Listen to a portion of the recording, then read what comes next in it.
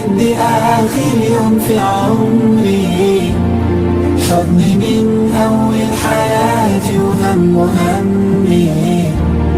اللي كتر خيرها ده بخيرها في دمي وعايش فيه. أمي ثم أمي لحد آخر يوم في عمري، حضني من أول حياتي وهم همي، اللي كتر خيرها ده بخيرها